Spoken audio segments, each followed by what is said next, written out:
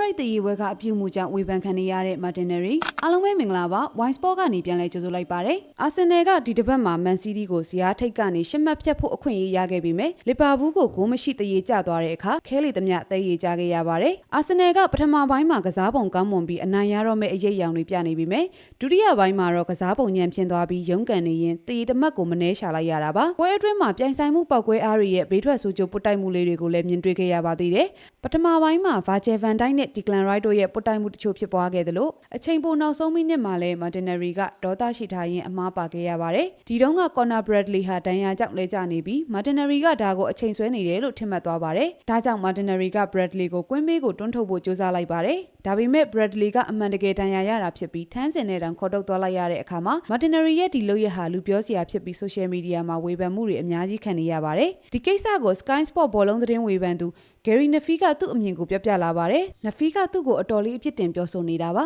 ။အိုးမင်းသူ့ကိုဒီလိုတွန်းထုတ်လိုက်လို့မရဘူးဟာ။မင်းအဲ့လိုလုပ်လို့မရဘူးအယူရဲ့ဆိုရလိုက်တာလီဗာပူးကစားသမားတွေဒီကောင်ကိုဒီနေရာမှာပြဿနာမရှာတာပဲအံ့ဩပါရဲ့ဗျာ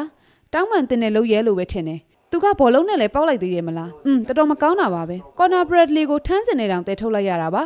ဒါကဝမ်းနည်းစရာမြင်ကွင်းပါပဲမာတင်နယ်ရီလည်းတန်ရာရဘူးပါတယ်ကျွန်တော်သူ့ကိုတကယ်စိတ်ဆိုးမိတယ်ရိုးရိုးသားသားပြောရရင်လီဗာပူးကစားသမားတွေဘာကြောင့်အဲ့ဒီနေရာမှာရင်သူ့ကိုအမဲမဖြတ်လိုက်ကြတာလည်းမသိဘူးပြောရရင်အနီးကပ်တောင်ယူပြစ်လို့ရတယ်ဗျာအတော်လေးအကြီးတန်းနဲ့လုပ်ရပါလို့နဖီကသုံးသပ်ခဲ့ပါတယ်မန်ချက်စတာယူနိုက်တက်ကွင်းလယ်ကစားသမားဟောင်းရန်ကင်းကလည်းဒီဖြစ်ရပ်ကိုပြင်းပြင်းထန်ထန်ဝေဖန်ပြီးမာတင်နယ်ရီအနေနဲ့သူ့ရဲ့အပြုတ်မှုအတွက်တောင်းပန်တင်ကြောင်းပြောလာခဲ့ပါတယ်ကျွန်တော်ကတော့မကြိုက်ပါဘူးကျွန်တော်လည်းဒီလိုဖြစ်ဖူးပါတယ်ကျွန်တော်ဆိုးဆိုးရွားရွားတန်ရာရနေတုန်းကစားသမားတစ်ယောက်ကကျွန်တော်ကိုတက်နှင်းလိုက်တာပါဒါမကောင်းတဲ့အပြုတ်မှုပါပဲပထမသူ့ကိုဘောလုံးနဲ့ပေါက်တယ်ပြီးတော့သူ့ကိုထပ်ပြီးကိုထိလက်ရောက်လုပ်လိုက်သေးတယ်လီဗာပူးကစားသမားတွေမာတင်နယ်ရီကိုဒီထက်ပိုပြီးမတုံ့ပြန်ကြတာပဲကျွန်တော်ဖြစ်အံ့ဩမိပါတယ်ဒီအပြုတ်မှုမျိုးကအတော်လေးအကြီးတန်းတယ်လို့ကျွန်တော်ထင်ပါတယ်မာတင်နယ်ရီတောင်းပန်လာဖို့တော့မျှော်လင့်ရတာပါပဲလို့ရန်ကင်းကသူ့ရဲ့အတွေ့အကြုံနဲ့ရှင်ပြီးသုံးသပ်သွားခဲ့ပါတယ်လီဗာပူးကွင်းလယ်ကစားသမားဒိုမီနစ်ဆိုဗိုစလိုင်းကတော့ပွဲပြီးအင်တာဗျူးမှာဒီကိစ္စနဲ့ပတ်သက်ပြီးသူ့အမြင်ကိုပြန်လဲမျှဝေလာပါတယ်။ကော်နာဒူးလဲသွားတာကျွန်တော်မြင်လိုက်ပါတယ်။သူဘာဖြစ်သွားလဲတော့ကျွန်တော်လည်းမသိပါဘူး။ပြီးတော့သူကွင်းထဲကိုပြန်မဝင်ကျင်သေးဘူးဆိုတာလဲသူ့မျက်နှာမှာအထင်းသားပေါ်နေပါတယ်။ဒါအချိန်ဖြုံးတာမျိုးမဟုတ်ပါဘူး။သူကအယမ်းနာကျင်နေတော့သူဘယ်ကိုလိုက်လိုက်မိလဲတောင်သိလိုက်တာမဟုတ်ပါဘူး။